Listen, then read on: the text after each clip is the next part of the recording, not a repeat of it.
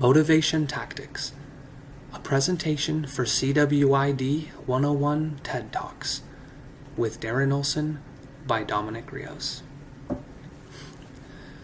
To start things off, let's talk about what exactly motivation is. For a simple definition, motivation is the force that initiates, guides, and maintains goal-oriented behaviors. Let us break that down a bit more for some clarification. Motivation can be explained easier as the reasons we have for doing what we want. These reasons or forces that lie beneath motivation can be biological, social, emotional, or cognitive in nature. This just means that we can find inspiration for our motivation all around us, and there is no cookie-cutter formula to find it. There are many types of motivation, but for the sake of the presentation, we are going to focus on the two main ones: extrinsic and intrinsic forces. Extrinsic motivation is motivation that appeals to our sense of rewards and punishments.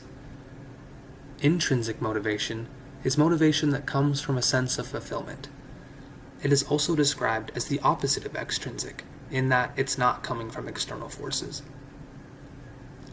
A good example of external motivation is a trophy or an accolade, while a good example of intrinsic motivation is the feeling of accomplishment we sometimes get from completing a difficult task, like a crossword puzzle or another job.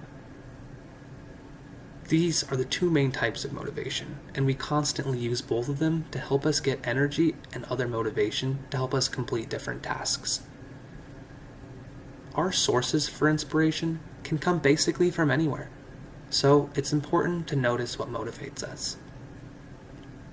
This leads me into my next topic for motivation, and that is incentives.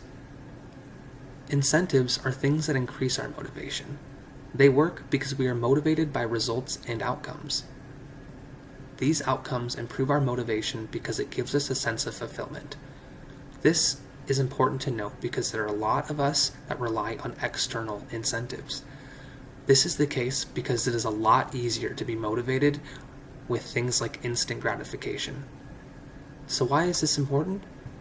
Well, next, we are going to talk about how we can get ourselves motivated. In this slide, we will be comparing extrinsic versus intrinsic. How does one affect the other? Well, this is a debate that has been going on for a long time, and there is tons of evidence on it. What does this evidence say exactly? One study done by Princeton University found that those who were motivated by extrinsic things were more likely to lose interest in the future unless those incentives increased.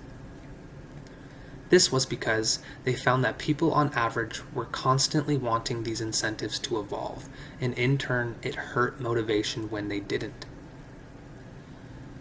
Intrinsic motivation was found to be more effective because we motivate ourselves, we see our ability to continue to be motivated improved. So, now that we have found the cause of the problem, how do we fix it? Well, the short answer is practice makes perfect.